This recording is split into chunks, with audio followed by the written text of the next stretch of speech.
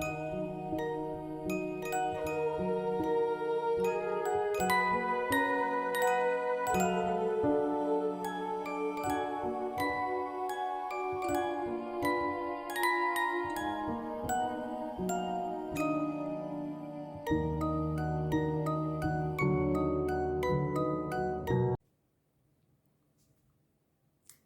Flosstube, today is Monday, October 9th. No, Monday, October 10th. Today is Canadian Thanksgiving, holiday Monday for us. So happy Thanksgiving to all of my Canadian friends, and well, happy Thanksgiving to everyone, even if you don't celebrate this weekend. Usually I film my Flosstubes on Sundays, but yesterday was really busy with family stuff and my kids and food and everything, so I didn't get a chance to film yesterday. But today is a holiday, no work, just me by myself here, relaxing, doing some stitching, and time to film my Flosstube. So yeah, I'm very happy it's October, getting ready for Halloween. My kids and I decorated our Halloween tree last weekend, so I thought I would showcase that. We put out all of our Halloween decorations outside and went and bought a whole bunch of new Halloween decorations because we love Halloween. They love decorating for Halloween as much as I do. And also started getting our Halloween costumes sorted out because we've got 3 weeks. 3 weeks from today is Halloween. So we're very excited for that. Oh, sorry, this is sorry, getting ahead of myself. This is episode number 3 of my Flosstube. My name is Caitlin, and I go by the pronouns she, her. So welcome to Cats and Horror and Stitching. Thought I'd get a little more in the mood for coming up on Halloween. I've got my skeleton shirt. I've got my cobweb earrings that I just got from Claire's. And yeah, I'm very happy it's October. I love October and Halloween, and enjoying getting ready for Halloween, and enjoying doing some dark October stitching as well. So I do have a bunch of different stuff, maybe a little bit more interesting than it was last time. I've got an actual FFO, fully finished object. I've got some finishes, and then I worked on some different stuff this week. So yeah, let's get started. No coffee this time. It's late afternoon on a holiday, so we've got some Baileys in my cute Halloween cat cup, which I got last year, and I just absolutely love these cats. They're so cute. So cheers. Hopefully you're enjoying, if you're Canadian and you had a holiday this weekend, hopefully you're enjoying it. And if not, hopefully you're just having an enjoyable fall. It's a beautiful day today, even though it's quite cool. The sun is out, so it's been a nice weekend to be off. So. Okay, so my FFO, my fully finished, finally got something to show. This is my floral uterus, which came from a pattern I bought for the Supporting Ukraine, Stitchery Ukraine. So I finally got it. There we go. I found this lovely frame.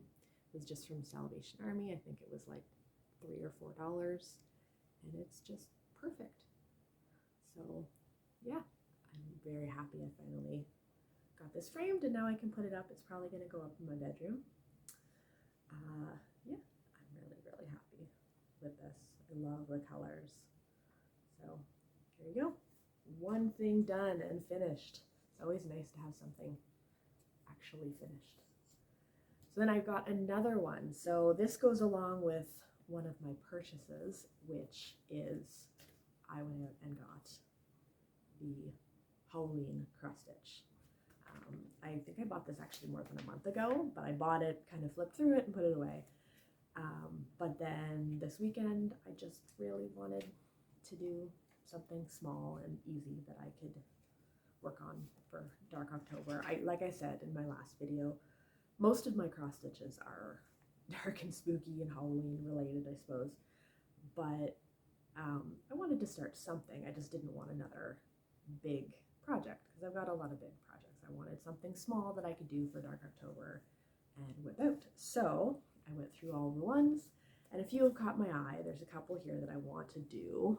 Let's see if I can get it closer. I would really like to do Nevermore, and possibly the potions. There's a few. Oh, the crow in front of the moon. I'd like to do that one as well.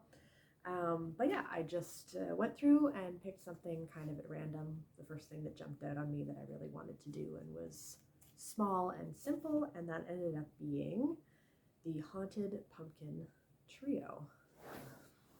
So this is the Haunted Pumpkin Trio, which is really, really cute. And this one was by, hang on, let me pull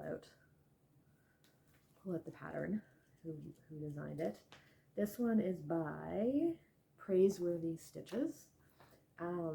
Yeah, it was just a really easy stitch, but I didn't have a lot of the floss that it was called for, so I was able to get a couple of them. I mean, I had black and I had the gray, so I just went to Michael's and I got some variegated. It's like a green and orange, and there's like a pinky orange in there, and so I did that one. And then I think this is 721 DMC, and I'm not sure what color this is.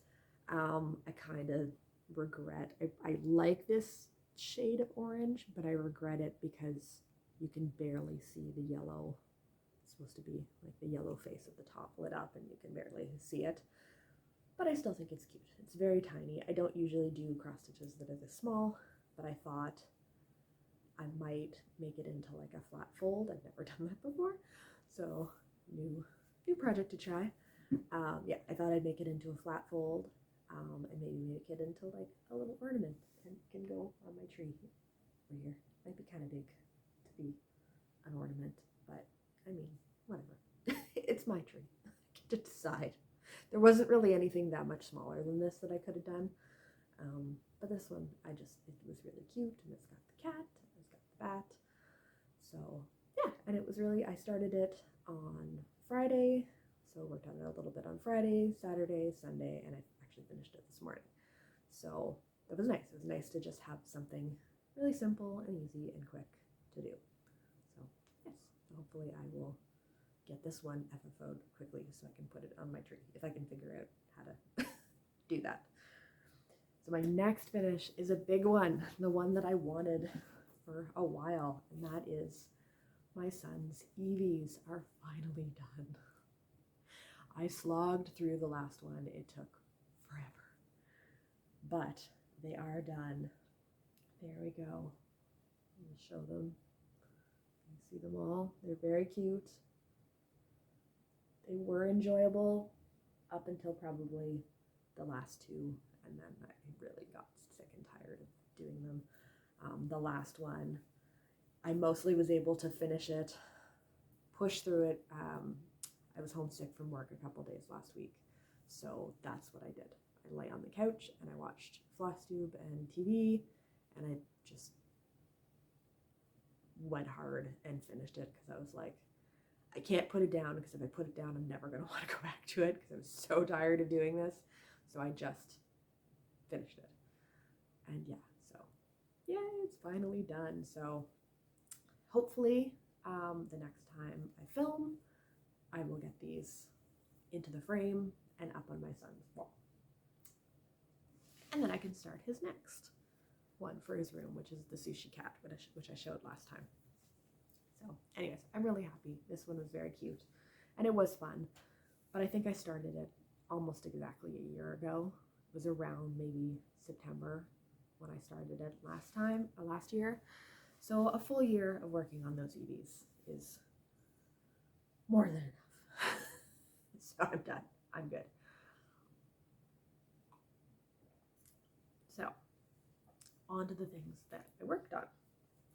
I did work on some of the same things as last time, but I did get out some new stuff too.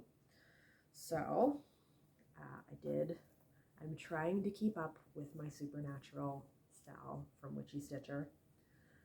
I didn't do a lot, but I did kind of the same as last time. I got another one done, another creature. So last time you saw, I just finished I almost said the frog, not the frog. Last time I had finished the zombie, so this time, fold this over. This time I finished the Striga. I think that's how you said the Striga. So yes, so I changed it a little bit, not too much. I gave her white hair instead of gray, which actually I'm not sure whether I like that change. It's kind of hard to see on the fabric. In person it shows up better. On the camera it's harder to see. But I like to go on the Supernatural Sal hashtag on Instagram and see what other people have done. And I saw at least one person, there might be a few people, that had changed the potion to be green. So that's what I did, and I really like the green potion. It just seems a little more witchy to me. So yeah, so I'm happy with that. And then I started working on the border for the next one. I think this one is the gin. So yeah, I will work on this one again soon, but I'm trying to catch up, or at least not fall so far behind that I never go back to it. Because I really do like this style. It is really nice, and I would like to finish it and get it framed and put it up on my wall, but there's a lot of projects and not enough time. I'm the only one that wishes they could just take vacation days just to cross stitch. Just me. I'm at work and I'm thinking about what I'm going to cross stitch when I get home. Yeah, so anyways, that one. Then I did some more work on my other Witchy Stitcher, which is my chopping ball style. So this one goes along with some more movie talk. On the last episode, I was talking about how I really wanted to rewatch, or I really wanted to watch some of the Saw movies to go along with my this portion of the chopping ball style, because it has jigsaw in it. So I was working on that. I'll show you. Bring this up while I'm talking. Yeah, so last time I showed you, I think I had the banner and the 3 knives, basket, and the pumpkin, and most of Michael Myers done. I think that was it. So I did finish the rest. And I did end up working on it. So what happened? You know my love of thrifting. I was at Value Village, and I always peruse the DVDs just in case I find something, because there is a ton, obviously, on all the streaming services, but there's lots of things that aren't on the streaming services, and some of them come and go. I don't usually buy new DVDs anymore. It's not worth the money when it seems like every single time I buy a new DVD, a couple months later, whatever I bought ends up on Netflix or one of the other streaming services. So it's just not worth the money. But I do like to look at Value Village because they're super cheap. They're like $3 a DVD. So if I see something that I know I'll probably watch more than once, it's worth the money. And I just happened to be there 2 weeks ago, and I found the first Saw movie. So I brought it home. So last weekend when I was stitching, I watched the original Saw again while I finished off Jigsaw. And that was really fun. I don't think I had seen it since it came out. I think it was in 2005. Might have been 2005 when it came out. It is a really good movie. I forgot practically all of the movie. I mean, I remembered bits and pieces, but rewatching it, I was like, I forgot so much. I completely forgot that Danny Glover is in it. Completely forgot that. The big thing that I didn't remember is the ending, and I'm not gonna, I don't want spoilers if you haven't seen it.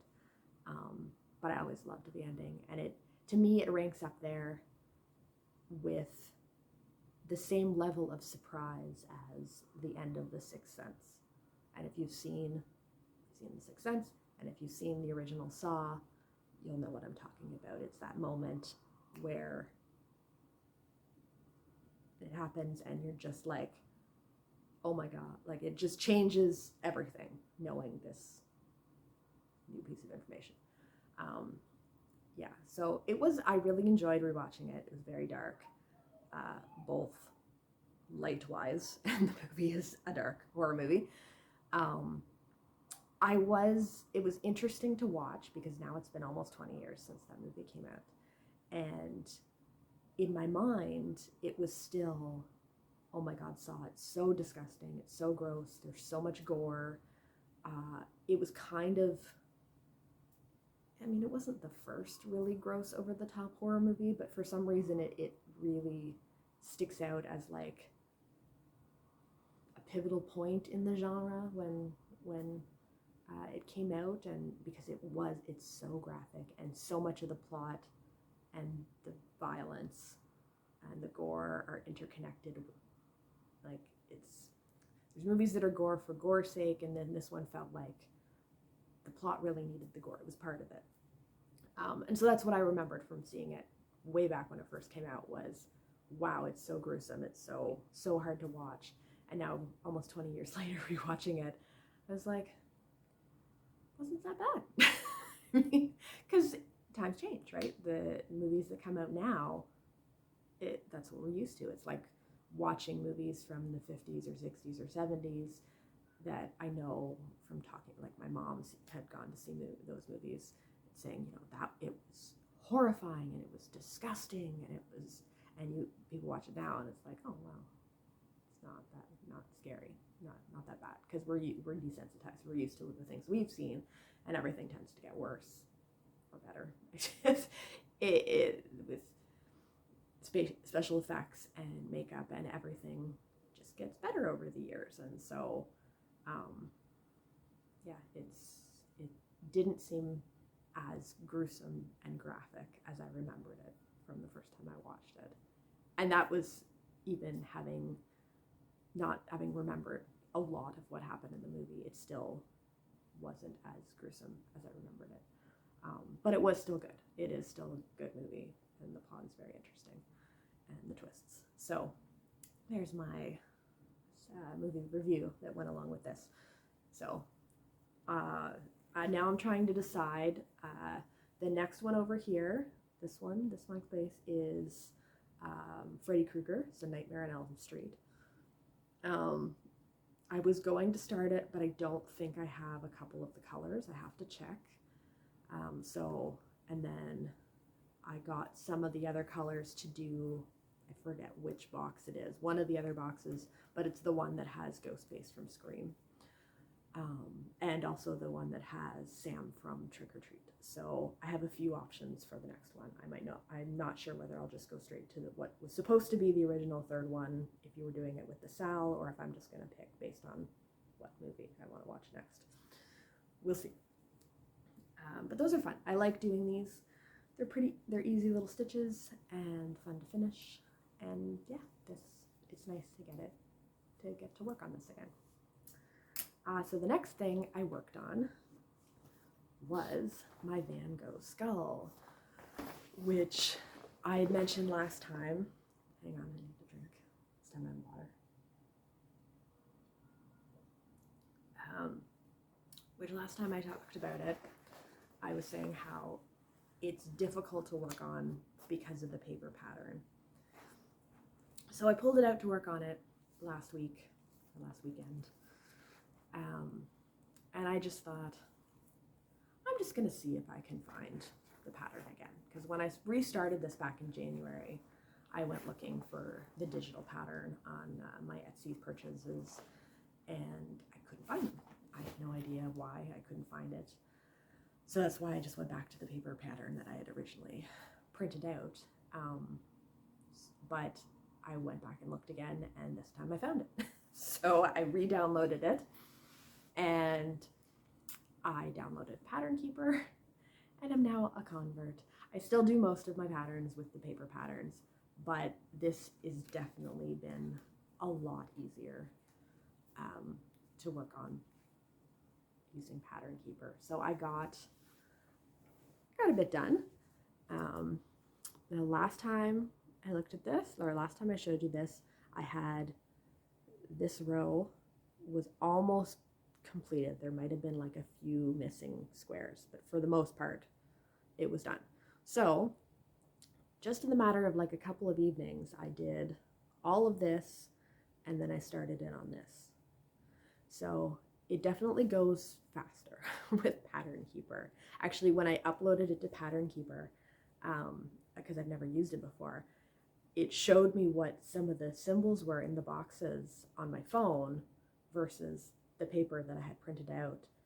And a couple of the paper pattern boxes, I just thought that they were like a colored square, and it turns out they actually had a symbol in them, but it was so dark you couldn't tell. So this is definitely helping.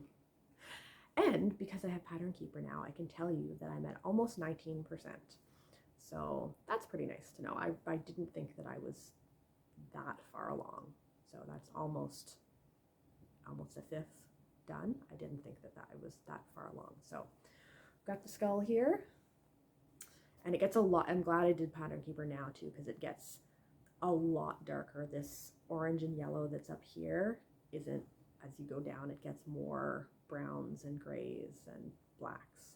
So it's going to be even harder to read the original pattern.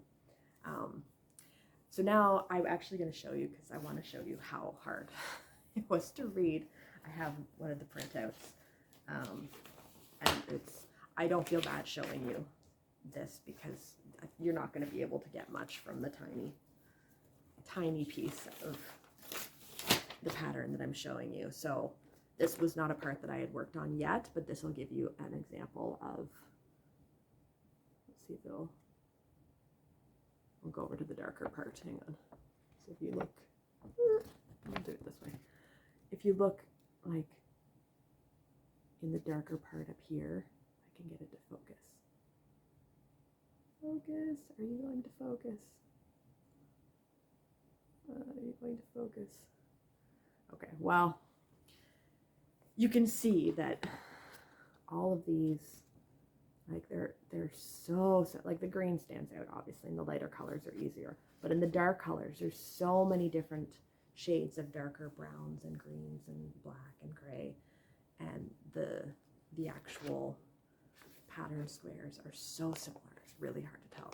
So I think I'm really glad that I ended up with Pattern Keeper. If I hadn't downloaded it, I might have gotten to the point where I couldn't work on it at all, because this is really hard to read. My poor eyes. So I did work on this quite a bit. I worked on it for 4 or 5 evenings, I think. And yeah, so I'm going to work on it a bit more. It's not really my focus, but if I have a night, it's good for if I'm doing something where I'm don't have to pay close attention to what I'm watching on TV, or if I'm listening to an audiobook, something like that. I don't work on this if I'm watching something that I actually want to be watching, because I have to pay pretty close attention because there's so much confetti. So yeah, anyways, I'm really happy. So I'm up to 19%, close to 20%. So I don't know, maybe I could get 25 by the end of 2022. We'll see. That's the potential goal. Yeah. Definitely between Pattern Keeper and the gridded fabric, now I can see myself potentially doing more full coverage pieces. Those two in combination make them a lot easier. Still a lot. There's still a lot of work, but definitely a lot easier. And my last whip that I worked on, it also goes along with a purchase. So I bought a Nurge hoop. I just ordered it last week and it came from Amazon. I just ordered one because I wanted to give it a try, and it arrived yesterday. Amazon delivers on, well, I guess yesterday wasn't a holiday, today is the holiday, but yeah, so I got the Nurge hoop, and I really like them. I have to say, I've only been using it for today, but I do really like it. I decided to work a bit on my ghost face.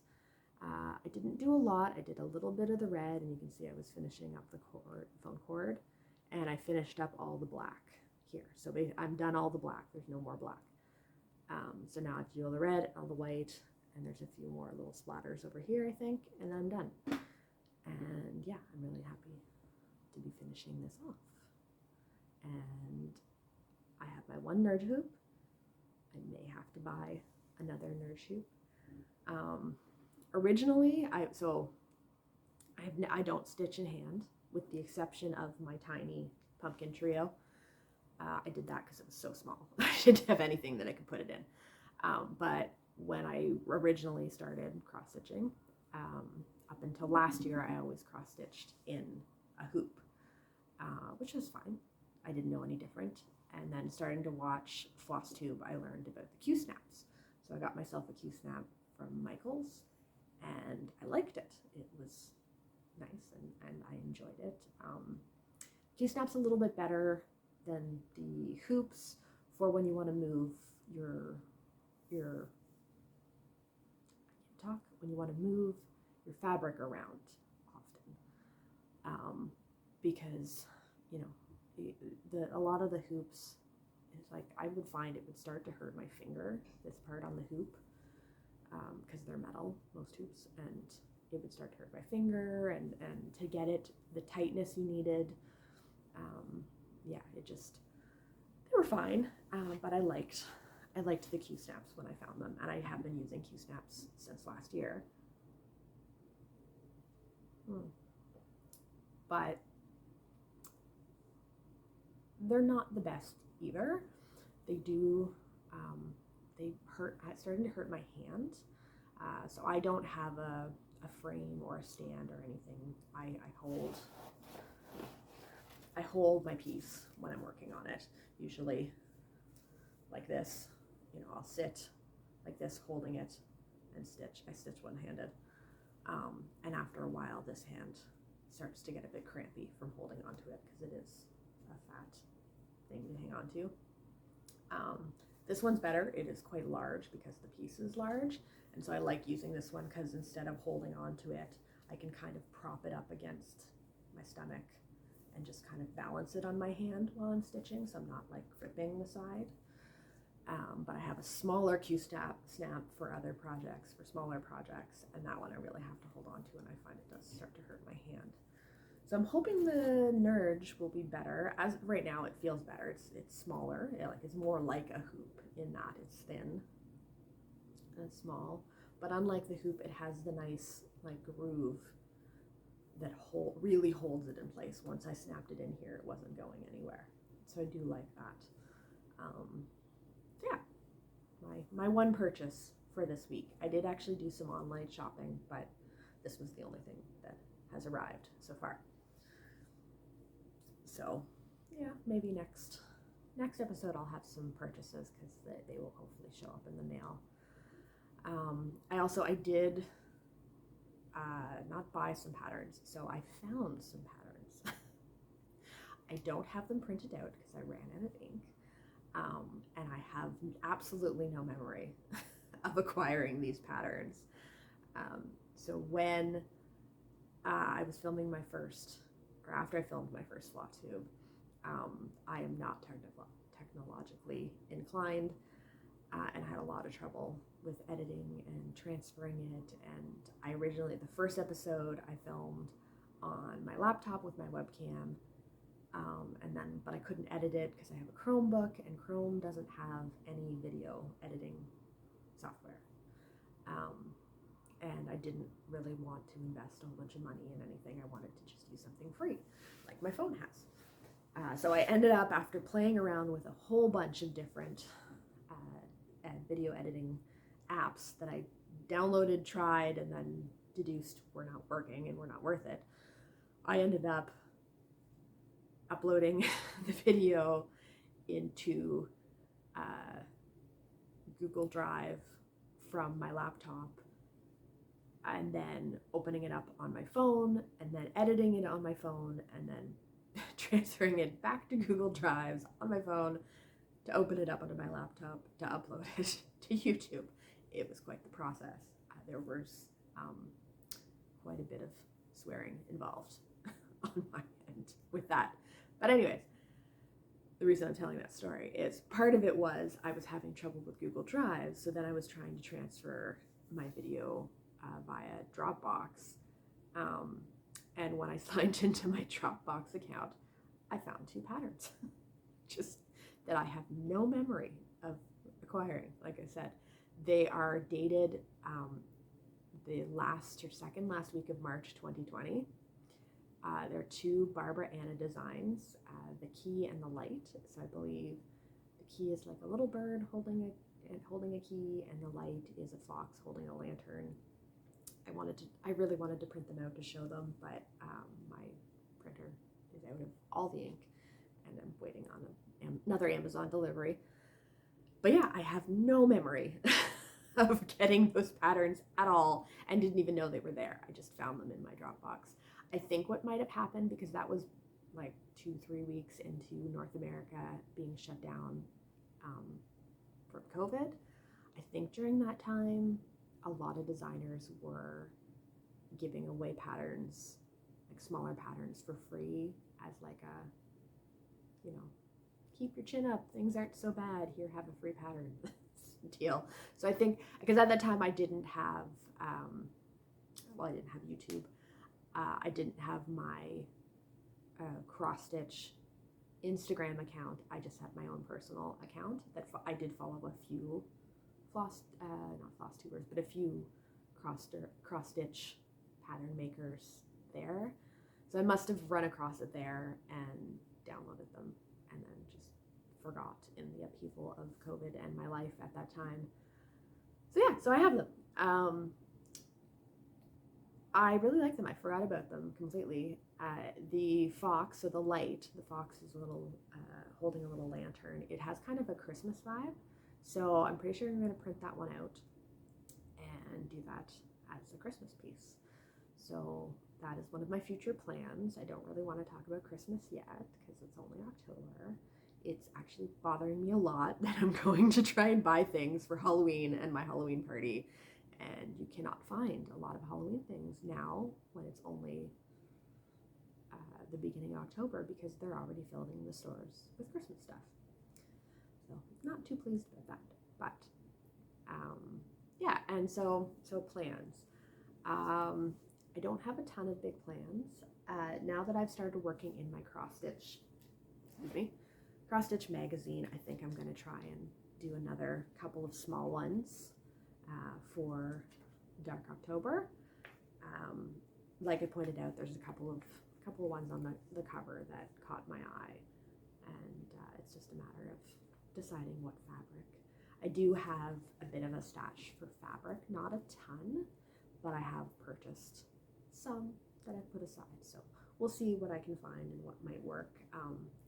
Part of the reason too that I chose the Haunted Pumpkin Trio was because it was so small, was because I have a little paper gift bag in my craft storage of the remnants, like the scraps from after you finish your cross-stitch project, and that little bit that you cut off, that smaller than this, like pieces that are, this big, that I refuse to throw out because I could use them, but I don't do many small patterns, so they don't really get used, but I still refuse to throw them out because that would be wasteful.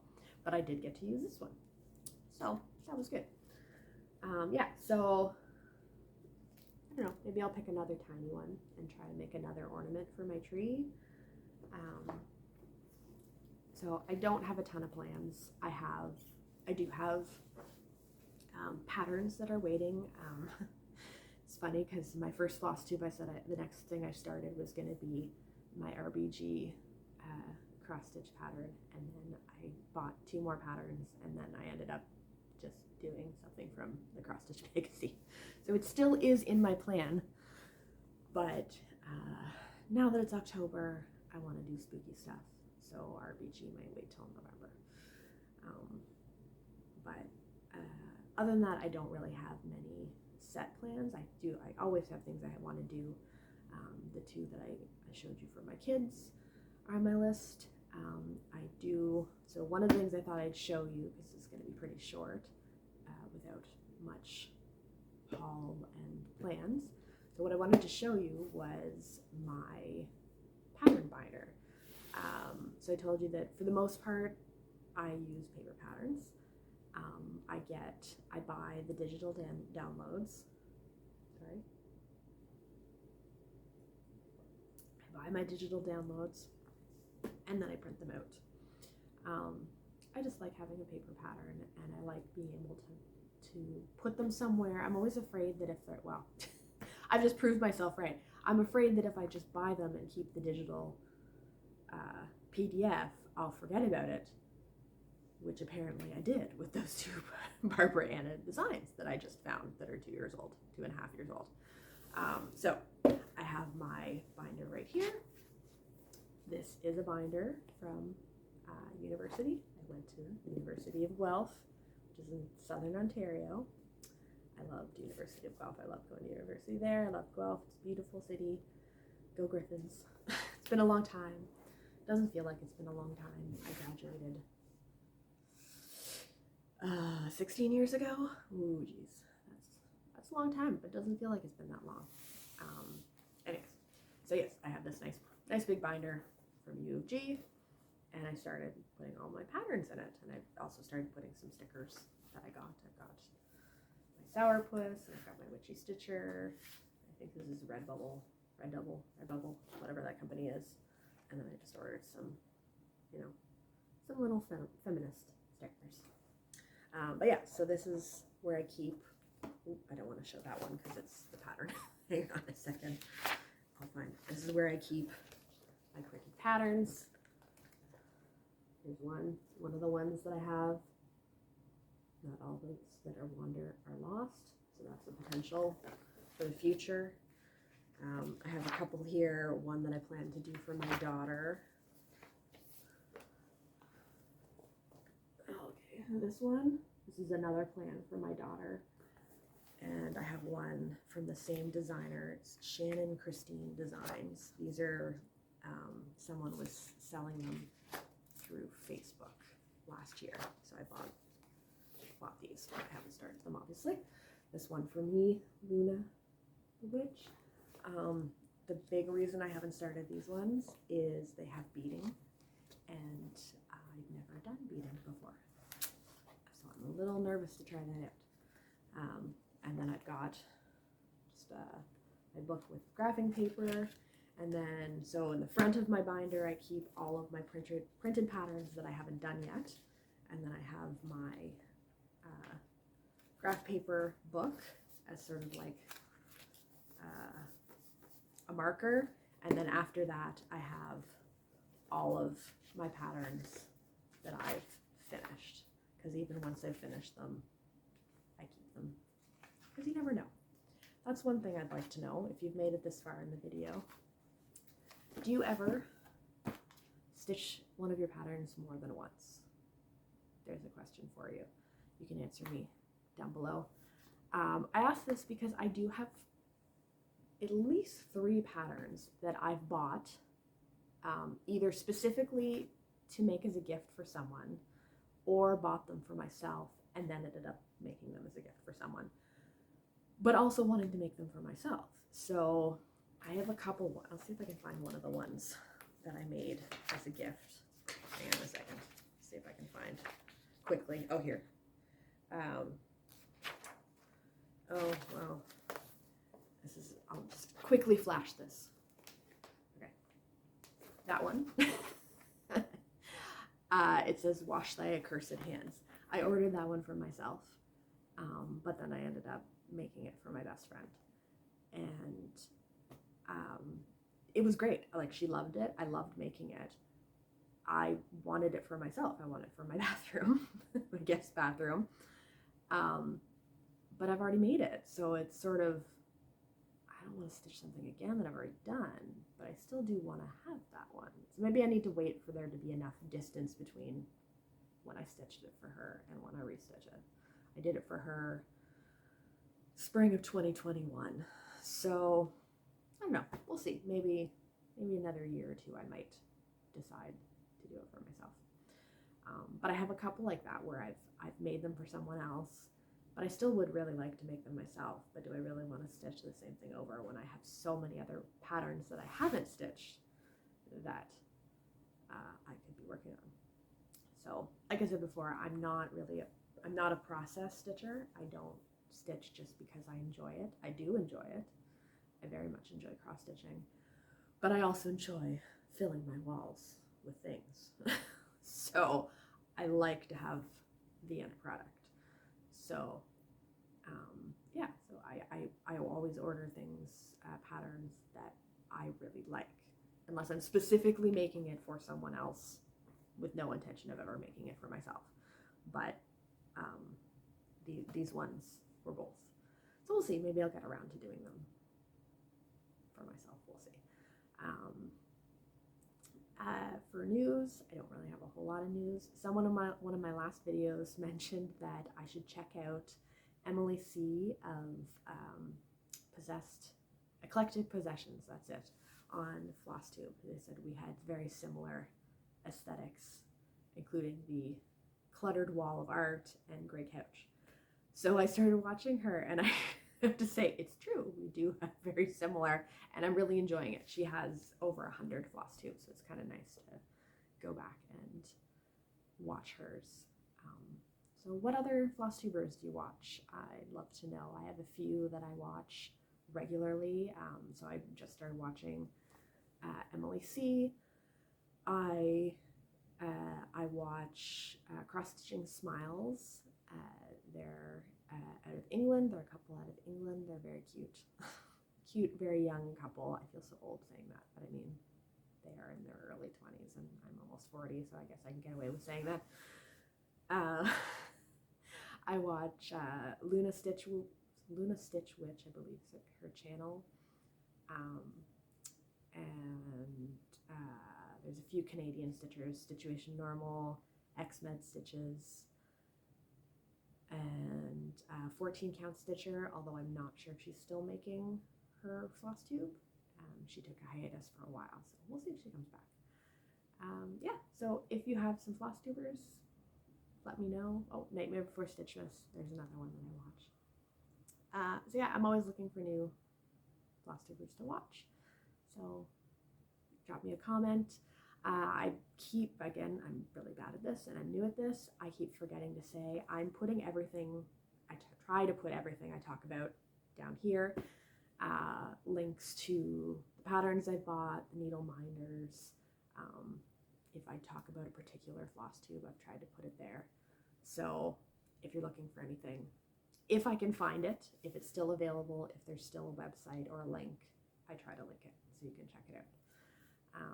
So yeah, I do have one more thing to say before I stop, because I keep, for the last 2 episodes, I've forgotten to mention this, so I'm going to mention it now, and hopefully I still have some people listening after I've rambled on for 40 minutes.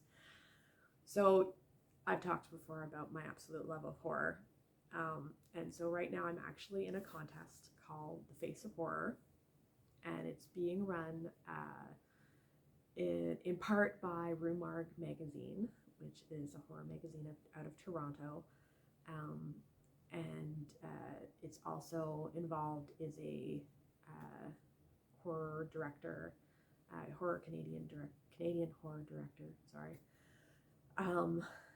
And it's to find someone, to be the face of horror for 2022. So what it is, this started at the beginning of September. I signed up, and you get people to vote for you. I've been really lucky in my group that started out as 88 people. I have made it through the last 4 or 5 cuts, and I'm in 3rd place in my group. But the next cut, which is this Thursday, October 13th, I have to be either in 1st or 2nd place to make it through this next round, and I'm in 3rd. So if you could take the time to go and vote for me, that would be absolutely wonderful. The prizes, there is a monetary prize. I don't even really care about the monetary prize. I mean, obviously, winning some money is always nice, but that's not my main reason for wanting to do this. The other prizes are a chance to have a photo shoot for Lunar magazine with Kane Hodder, who is the actor who has played Jason in the Friday the 13th movies. So that's one of the prizes, which would be absolutely amazing to meet him and to do the horror photo shoot. And then also to win a stay at the house that was the location of the filming of Silence of the Lamb. It was Buffalo Bill's house in Silence of the Lamb, which would be another amazing experience. So yeah, I'm going to put the link to vote for me down here. If you could click it and vote, you're allowed one free daily vote. When you click on it, it will give you two options to vote. So the top option is the scare vote. What this is part of the money that's being raised through these paid votes are for the B+ Foundation, which is a Canadian foundation that aids with those dealing with pediatric cancers. I will try to remember to also put a link down for the B+ Foundation. I'm in no way asking anyone to pay to vote for me because money is tight for everyone. I do not expect that of anyone at all. You can also vote for free. You get one daily vote for free. So the second option when you click, when it brings you to the voting page, is a free daily vote. It's a little gray button. It's a little gray button, free daily vote. It just confirms that you are a person by using your Facebook email address. So if you are willing to vote for me and you don't mind using your Facebook to do that, please click the link and vote for me by I think it's about 11 p.m. this Thursday, October 13th. If I could get to the next round, I mean, the fact that I've gotten this far is amazing. But out of 88 people, I've made it third all this time is really crazy. And I owe a lot of thanks to all of my friends and my family who've been voting for me all this time. But I need some more votes if I'm going to keep going. So if you could do that, that would be wonderful. And I would love you all forever. But completely understand if you can't as well. So either way, I love you all for watching me, coming in to check in with me again. I hope you're as excited for October and Halloween as I am. And enjoy your dark October stitching. Enjoy the fall. Get out there before it snows if you're in a region of the world where it snows. And I will see you in a couple of weeks. Bye.